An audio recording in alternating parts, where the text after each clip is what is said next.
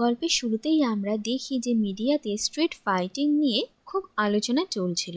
আর এরপরে sports chairman Peter এটা declare করেন যে এবার থেকে স্ট্রিট ফাইটিংটাকে একটা লিগ্যাল স্পোর্টস হিসেবে মান্যতা দেওয়া হবে, আর এই স্ট্রিট ফাইটিং নিয়েই রাইট টু ফাইট নামের একটা নতুন লিগ শুরু করা হবে। আর এই নিয়ে চারিদিকে শোরগোল পড়ে যায়। অন্যদিকে আমরা গ্যারি ফার্নান্ডিস নামের একজন বয়স্ক লোককে তার জেলের শাস্তি পূরণ করে জেল থেকে বেরোতে দেখি, আর তার ছোট ছেলে মন্টি তাকে নিতে এসেছিল।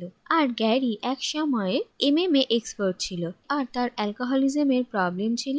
আর এরপর গ্যারি মন্টিকে তার বড় ছেলে ডেভিডের কথা জিজ্ঞেস করে, কিন্তু মন্টি এই নিয়ে কোনো কথাই বলতে পারে না। আর এরপর বাড়ি ফিরে গ্যারি তার স্ত্রী মারিয়ার সব জিনিসপত্র দেখে, আর সে ভীষণই ইমোশনাল হয়ে যায়। অন্যদিকে আমরা গ্যারির বড় ছেলে ডেভিডকে দেখতে পাই। সে একজন ফিজিক্স টিচার, আর তার ওয়াইফের নাম জেনি। আর ডেভিড আর জেনির একটা বাচ্চা মেয়ে ছিল, যার কিনা কিডনির অসুখ ছিল। আর নিজের মেয়ের ট্রিটমেন্টের জন্য ডেভিডের অনেক টাকার প্রয়োজন ছিল, কিন্তু সে টাকা ম্যানেজ করে উঠতে পারছিল না। নানা রকম চেষ্টা করার পরও যখন ডেভিড টাকার ব্যবস্থা করতে পারে না, তখন তার সামনে একটাই রাস্তা খোলা ছিল, আর সে স্ট্রিট ফাইট করে টাকা ইনকাম করা শুরু করে। জেনি এই কথাটা জানতে পারে, আর সে ডেভিডকে এই স্ট্রিট ফাইটসে ইনভলভ হতে বারণ করে, কারণ তার ডেভিডের জন্য খুব চিন্তা হতো। অন্যদিকে আমরা গ্যারিকে দেখি যে কিনা নিজের ওয়াইফ মারিয়াকে হ্যালুসিনেট করা শুরু করে। আর মারিয়ার মৃত্যুতে গ্যারি ভীষণই অনুতপ্ত, আর সে নিজেকেই নিজে ক্ষতবিক্ষত করে ফেলে। আর মন্টি এসে নিজের বাবাকে আটকায়, আর সে বুঝতে পারে যে তার বাবা কতটা অনুতপ্ত আর তার মনে কতটা দুঃখ রয়েছে। এরপর একদিন গ্যারি ডেভিডের বাড়িতে তার সঙ্গে দেখা করতে যায়, কিন্তু ডেভিড গ্যারি আর মন্টিকে সেখানে দেখে তাদেরকে দূর দূর করে তাড়িয়ে দেয়। কিন্তু কোনো রকমে গ্যারি তার নাতনির মুখ দেখতে পায়, আর সে জানতে পারে যে ডেভিড তার মেয়ের নাম তার মায়ের নামেই মারিয়া রেখেছে। এরপর একটা ছোট্ট ফ্ল্যাশব্যাকে আমরা ডেভিড আর মন্টির ছোটবেলাটা দেখতে পাই। আসলে গ্যারি একজন অ্যালকোহলিক ছিল, আর তার বাইরে সারা নামের একটা মহিলার সঙ্গে অ্যাফেয়ার ছিল।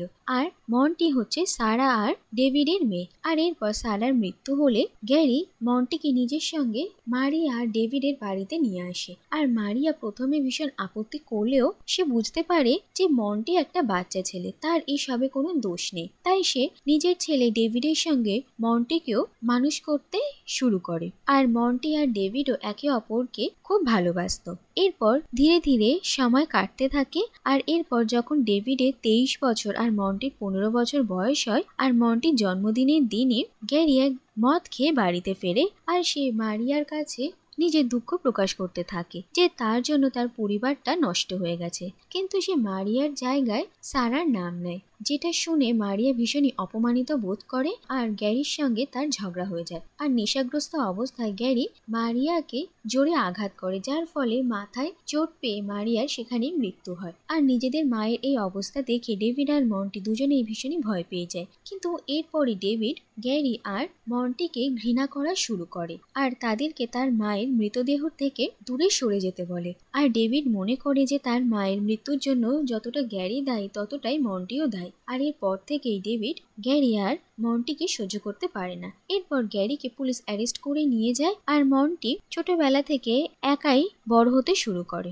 এরপর কাহিনী আবার প্রেজেন্টে আসে, আর ডেভিড যে এভাবে স্ট্রিট ফাইটসে পার্টিসিপেট করে এটা ডেভিডের স্কুলের প্রিন্সিপাল জানতে পেরে যান, আর সেই জন্য তিনি ডেভিডকে তার চাকরি থেকে বার করে দেন। আর ডেভিড তাকে অনেক রিকোয়েস্ট করে, কিন্তু ডেভিডের কোনো কথা শোনা হয় না। অন্যদিকে দেখা যায় যে মন্টিও একজন বড় ফাইটার হতে চায়, আর তাই জন্য গ্যারি মন্টিকে তার এক পুরনো চেনা জানা ফাইটিং এজেন্ট সুলেমান পাশার সঙ্গে দেখা করাতে নিয়ে যায়। আর তারপর তারা মন্টিকে একসঙ্গে ট্রেনিং দেয়। আর এরপর সুলেমান মন্টির সঙ্গে মুস্তাফা নামের একজন ফাইটারের ম্যাচ রাখে, আর মুস্তাফা প্রথমে মন্টিকে হারিয়ে দেয়। আর যার পরে মন্টি হার মানে না, আর সেই রিম্যাচ রাখার কথা বলে। আর এইবার মন্টি মুস্তাফাকে খুবই আক্রোশের সঙ্গে অ্যাটাক করে, আর সে মুস্তাফাকে হারিয়ে দেয়। আর এরপর রাইট টু ফাইট একে R2F লিগে as a fighter Monty selection হয়ে যায়। আর মুস্তাফার সঙ্গে মন্টির এই ফাইটটা ইউটিউবে আপলোড করা হয় আর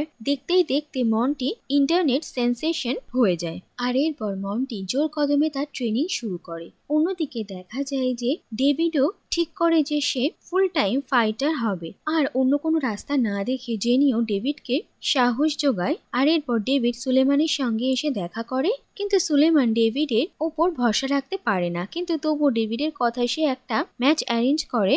আর একদিকে মন্টি তার জিতে সেলিব্রেশন করছিল, তো অন্যদিকে ডেভিড এই ফাইটটা করে প্রমাণ করে দেয় যে তার মধ্যে এখনো একজন ফাইটার রয়েছে। আসলে ডেভিড একজন ফর্মার এমএমএ ফাইটার ছিল আর তার বাবাই তাকে ট্রেনিং দিত, কিন্তু সে এই সব কিছু ছেড়ে দিয়েছিল আর একটা সাধারণ জীবনযাপন করছিল।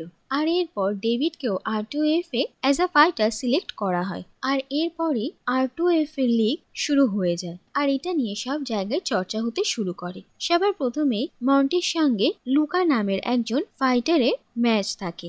আর লুকা একজন সাংঘাতিক ফাইটার ছিল, কিন্তু তার সত্ত্বেও মন্টি তাকে ইজিলি ডিফিট করে দেয়। আর এরপর এক এক করে মন্টি তার প্রত্যেকটা ফাইটে জিততে শুরু করে আর সে ফার্স্ট ফাইনালিস্ট হয়ে যায়। অন্যদিকে ডেভিডকে প্রথমে কেউ সিরিয়াসলি নেয় না, কিন্তু এক এক করে ডেভিড তার টাফ অপোনেন্টদেরকে হারিয়ে ধীরে ধীরে সব ম্যাচগুলো জিততে শুরু করে। আর সেও একজন সাধারণ ফিজিক্স টিচার থেকে একজন এমএমএ ফাইটার রূপে নিজেকে প্রতিষ্ঠিত করে। আর এরপর থেকেই ডেভিডকে নিয়েও চাঞ্চল্য শুরু হয়। আর এরপর ডেভিডের সেমিফাইনাল ম্যাচের দিন তার অপোনেন্ট ডেভিডকে প্রথমে হারিয়ে দিচ্ছিল, কিন্তু অন্যদিকে দেখা যায় যে গ্যারি তার দুই ছেলের ম্যাচের সময় সেখানে থাকতো। আর ডেভিডকে এভাবে হারতে দেখে গ্যারি ভীষণই উত্তেজিত হয়ে পড়ে আর সে গ্যারিকে সাপোর্ট করার চেষ্টা করে, কিন্তু দেখা যায় যে ডেভিডের অপোনেন্ট গ্যারিকে একটা কিক মারে। আর যেটা দেখে ডেভিড ভীষণই রেগে যায় আর তারপর সে অ্যাটাক মোডে চলে আসে আর তার অপোনেন্টকে খুব মারে আর তাকে হারিয়ে দেয়। আর ডেভিড হয় সেকেন্ড ফাইনালিস্ট। আর এরপর দেখা যায় যে ফাইনালে মন্টি আর ডেভিড একে অপরের সঙ্গে কম্পিট করবে। আর এটা বুঝতে পেরেই গ্যারি ভীষণই ভয় পেয়ে যায়, কারণ এবার তার দুই ছেলে একে অপরের সঙ্গে ফাইট করবে। আর ফাইনালের আগেই এই নিউজটা চারিদিকে ছড়িয়ে যায় যে ডেভিড আর মন্টি দুই ভাই। আর এরপর R2F এর ফাইনাল আরো বেশি মিডিয়া কভারেজ পায় আর চারিদিকে এই দুই ভাইয়ের ফাইটিং নিয়ে কথা হতে থাকে। আর এরপর ফাইনালের দিন চলে আসে আর দেখা যায় যে জেনি ফাইনাল ম্যাচটা দেখতে আসে আর ডেভিড জেনিকে দেখে ভীষণ খুশি হয়। অন্যদিকে ডেভিডের স্টুডেন্টসরা, প্রিন্সিপাল আর বাকি সবাই তাকে সাপোর্ট করে।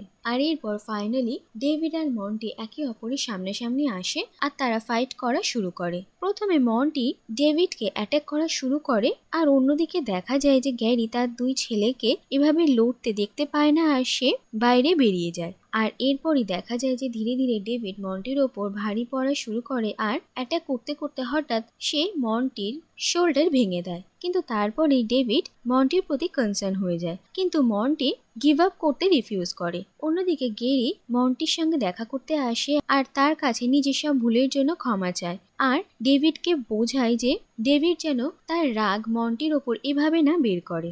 এরপর মন্টি ফাইট কন্টিনিউ করে, কিন্তু ডেভিড একের পর এক তাকে অ্যাটাক করে যায় আর ডেভিড মন্টিকে এবার থামতে বলে, কিন্তু মন্টি কোনো কথায় রাজি হয় না। আর এরপর ডেভিড মন্টিকে চোখ করে আর তাকে বলে যে সে আর তার সঙ্গে লড়াই করতে পারবে না।